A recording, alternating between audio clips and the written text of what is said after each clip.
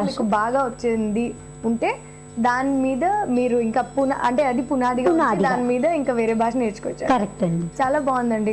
మరి ఇలా ఎవరైనా నేర్చుకున్న వాళ్ళైతే వాళ్ళకి ఇంకా కెరియర్ పరంగా ఇంకా ముందుకు ఎలా వెళ్ళొచ్చు? అంటే ఇప్పుడు మీరు కూడా ఇన్ఫ్యాక్ట్ ఇంకా ఫ్యూచర్ ప్రాస్పెక్ట్స్ అనేవి ఎలా ఉంటాయి? బేసికల్గా అంటే మనం ఈ ఫీల్డ్ ఎంచుకొని నా వరకు వస్తే ఈ ఫీల్డ్ ఎంచుకున్న తర్వాత నేను మార్కెట్లో సస్టైన్ అవ్వడానికి కొద్దిగా హోమ్ ట్యూషన్స్ మీద కాన్సన్ట్రేట్ చేశాను. టీచింగ్ అనేది నా ప్యాషన్. నాకు మిగతా పనులు, ప్రోగ్రామ్ డెవలపింగ్, ఇంకోటి అనాలిసిస్ చేయగలిగినప్పటికీ కూడా టీచింగ్ అంటే నాకు చిన్నప్పటి నుంచి ప్యాషన్ అనమాట. సో దాన్ని నేను అట్లాగే కంటిన్యూ చేస్తూ నేను ఇలాగా హోమ్ ట్యూషన్స్ చెప్పుకుంటూ సబ్జెక్ట్ మీద గ్రిప్ రావడానికి తర్వాత చిన్నగా ట్రాన్స్లేషన్స్ ఒక 2-3 మూవీస్ కూడా ట్రాన్స్లేట్ చేశాను. మరి ఇన్ని భాషలు నేర్చుకున్నారండి. ఈ ఒక కొత్త భాష నేర్చుకోవాలంటే చాలామంది సొంత మాతృభాషలోనే కష్టపడుతూ ఉంటారు. మరి కొత్త భాష నేర్చుకునేటప్పుడు మీరు ఏమైనా కష్టాలు ఎదుర్కొన్నారా? చాలా అండి. ఫ్రెంచ్ నేర్చుకునేటప్పుడైతే నేను చాలాసార్లు చాలా ఇబ్బందులు చేసి తర్వాత వద్దు అనుకొని డ్రాప్ అవుదామన్న సిచ్యువేషన్స్ కూడా ఉన్నాయి. కానీ నా అంతకు నాకే అనిపించింది ఏదైనా కష్టపడితే రాదు, ఇష్టపడితేనే వస్తుంది. ఫస్ట్ మనం దాన్ని ఇష్టపడడం నేర్చుకున్నామని అంటే ఆ కష్టాన్ని ఎంతైనా భరించగలం అనేది నా ఫిలాసఫీ అండి. దాన్ని బేస్ చేసుకొని నేను నిరంతర కృషి చేసేదాన్ని. చెప్పాలని అంటే నిజంగా 17 to 18 అవర్స్ చదివేదాన్ని. ఆఫీస్లో వర్క్ చేస్తున్నప్పటికీ వాళ్ళు చెప్పిన కొంతసేపు వాళ్ళ పని చేయడం, మళ్ళీ నేను చదవడం, టైం ఎక్కడ వేస్ట్ చేయకుండా అట్లాగా చేశాను అనమాట. బిందు గారు, మరి మీ జీవిత లక్ష్యం ఏంటి? జీవిత లక్ష్యం అని అంటే నేను ఒక ఫర్మ్ పెట్టుకోవాలండి, ఒక ఎడ్యుకేషనల్ ఫర్మ్ పెట్టాలా అనేసి.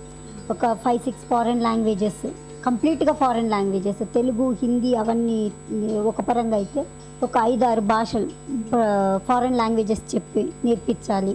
మనదంటూ ఒక డిఫరెంట్గా చెప్పాలి. ఒక కన్వెన్షనల్గా కాకుండా బుక్స్ అని, పిల్లలకి హోంవర్క్స్ అని, ఆ బర్డన్స్ అన్నీ లేకుండా ఒక న్యూస్ పేపర్తో చెప్పాలనండి. నేను దీని గురించి చాలా కష్టపడుతున్నాను. రాత్రింబగళ్ళు ఎక్కడికి వెళ్ళినా సేకరించడము, రాయడము, కూర్చోవడము, నేను రాసుకోవడము చాలా చేస్తున్నాను. కానీ త్వరలోనే పెట్టాలని నా కోరిక. మీరు బుక్స్ రాస్తున్నారంటే మీరు కూడా ఇప్పుడు ఏమైనా అంటే ఒక నవల్ లాంటిది కానీ అలాంటిది ఏమైనా ప్లాన్ చేస్తున్నారా? చిన్న షార్ట్ స్టోరీస్ అండి. షార్ట్ స్టోరీస్ పిల్లలకి. సో ఏ భాషలోనే? ఫ్రెంచ్ ఒకటి బేస్, ఇప్పుడు ప్రజెంట్గా ఫ్రెంచ్లో నడుస్తూ ఉంది. ఫ్రెంచ్ చిన్న స్టోరీస్ అనమాట. ఒక 4 పిక్చర్స్ ఇచ్చేసి దాని గురించి రాయడము అట్లాగా.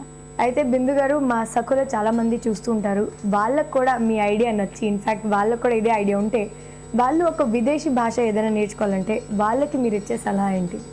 విదేశీ భాష నేర్చుకోవడానికి ఇంకొక భాష నేర్చుకోవాలి, మనకి రాదు అనేది ఏమీ లేదు. దీనికి వయసుతో సంబంధం లేదు భాష నేర్చుకోవడానికి. సో ఏదో ఒక భాషలో మనకు ప్రావీణ్యత ఉంది అని అంటే విదేశీ భాష నేర్చుకోవడానికి చాలా దగ్గర సంబంధాలు ఉంటాయి. ఏ భాషకైనా ఒకటే ఉంటుంది. సో దగ్గర సంబంధాలు ఉన్నాయి.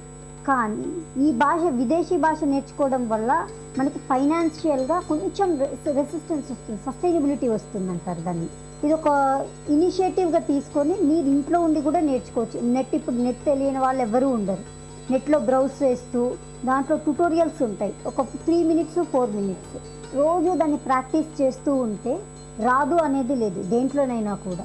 కానీ ఒక చిన్న విషయము, ఇలా నేర్చుకోగానే అలా డబ్బు సంపాదిస్తామనేది కాదు. మనం కష్టపడితే కానీ డబ్బు రాదు, అది మాత్రం నేను చెప్పగలను. బిందు గారు, చాలా చాలా బాగా చెప్పారండి నిజంగా. అండ్ నలుగురికి ఇంత స్ఫూర్తిదాయకంగా నిలిచినందుకు ధన్యవాదాలు. ధన్యవాదాలండి.